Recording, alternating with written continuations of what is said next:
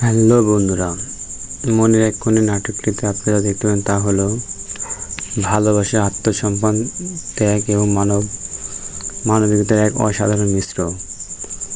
গল্পের মূল চরিত্র হলো সাথী, যে চরম দরিদ্রের মধ্যে অসুস্থ মাকে নিয়ে সংগ্রাম করে বেঁচে থাকার চেষ্টা করে।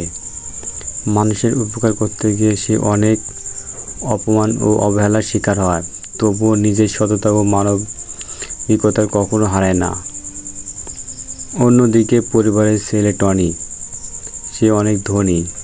প্রথমে সাথীকে ভুল বোঝে এবং সামাজিক অবস্থানের কারণে তাকে ছোট করে দেখে, কিন্তু ধীরে ধীরে সাথীর জীবন সংগ্রাম, আত্মত্যাগ এবং মায়ের প্রতি তার ভালোবাসা টনির দৃষ্টিভঙ্গি বদলে দেয়। গল্পের অন্যতম শক্তিশালী দিক হলো ধনী গরিব শ্রেণী বৈষম্যের বাস্তব চিত্র তুলে ধরা। সাথীকে অপমান করা, মিথ্যা অভিযোগের কাজ থেকে বের করে দেওয়া এবং সমাজে মানুষের কর্তৃত্ব সবকিছুই আমাদের সমাজের কঠিন বাস্তবতার প্রতিচ্ছবি। অন্যদিকে টনির চরিত্রের পরিবর্তন নাটকের একটি গুরুত্বপূর্ণ দিক। সে যখন সাথীর বাড়িতে গিয়ে তাদের কষ্টের জীবন দেখে, তখন পরিবারের প্রথমের মতো সে উপলব্ধি করে সে অর্থই জীবনের সব কিছু নয়।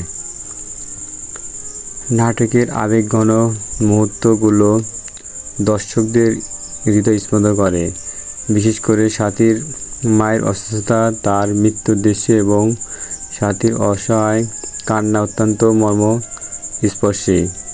একই সঙ্গে ভুল বোঝাবুঝির কারণে ভালোবাসার মানুষকে হারানোর ভয় ও যন্ত্রণার গল্পটিকে আরও গভীরতা দিয়েছে। অভিনয়ের দিক থেকে সাথীর চরিত্রে অভিনেত্রী পারফরমেন্স ছিল অসাধারণ। তার কষ্ট, চোখের জল এবং আত্মসম্মানবোধ প্রকাশ দর্শকদের আবেগ প্রবল করে তোলে। টনির চরিত্রে ভালো অভিনয় দেখা গেছে, বিশেষ করে তার অনুশোচন ও উপলব্ধির দৃশ্যগুলো বেশ প্রশংসনীয়।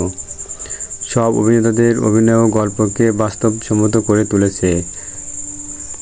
পরিচালনা, সংগ্রাম এবং ব্যাকগ্রাউন্ড মিউজিক নাটকের আবেগকে আরও শক্তিশালী করেছে।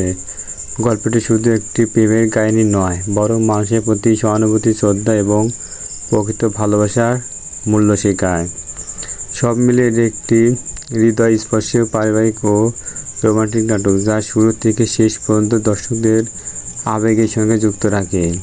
ভালোবাসা, কষ্ট, ত্যাগ এবং মানবিকতার সুন্দর বার্তা নিয়ে নির্মিত এই নাটকটি অবশ্যই দেখার মতো একটি নাটক, যা প্রতিটা মুহূর্তে মানুষের হৃদয়কে ছুঁয়ে দিয়েছে।